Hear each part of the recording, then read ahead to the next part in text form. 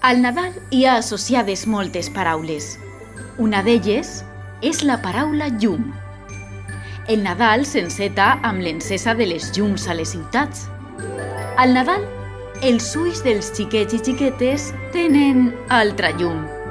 I també al Nadal, els Reis d'Orient seguiren una llum molt especial, l'estel que els conduïa el Jesuset. Però si hi ha una llum especial que destaca entre totes les altres, és com no la llum de València. Per això la Falla Plaça de Cervantes ha decidit enguany muntar el Belém baix la llum de la nostra terra. És a dir, com es veuria el Belém si fora valencià? Este és el resultat. A la llum de la nostra terra és el títol que hem triat per a la proposta. Al nostre Belém, amb llum valenciana, els pastors i pastores tenen altres menesters. Són llauradors i llauradores i cultiven i venen fruites i verdures. Entre elles, per exemple, les taronges o les carabasses. Viuen en barraques, treballen al mercat, visten amb teles de seda i no llaven la roba al riu, sinó a un llac, l'Albufera. Per a la construcció de tot això que veuen ha fet falta l'enginy i la gràcia de la delegació de Belém i de tots els fallers i falleres que han treballat minuciosament per donar forma a esta idea.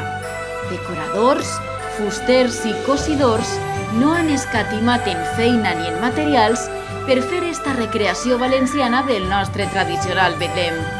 Però anem a poc.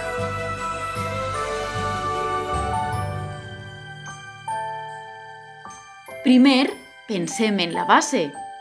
Terra, branques, fulles, pedres i molsa per crear el fons sobre el qual s'assentaran les figuretes.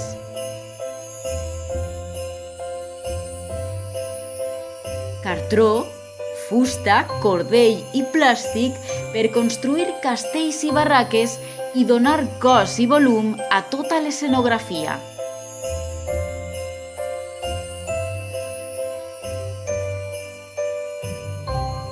Bobines i paper per fer els cossos i braços de les figuretes, així com fil d'aram per unir les diferents parts.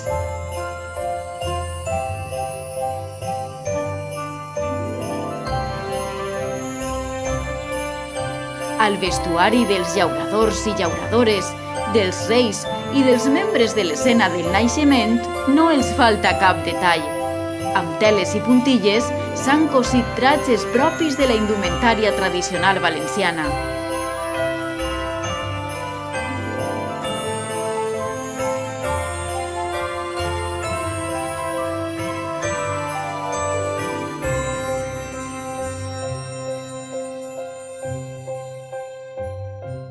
Amb plastilina s'ha donat forma a fruites, verdures i embotits.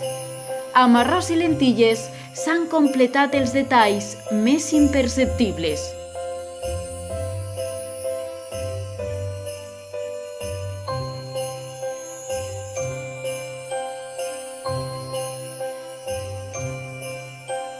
I com no, les llums, perquè puguem veure este Betlem a la llum de la nostra terra.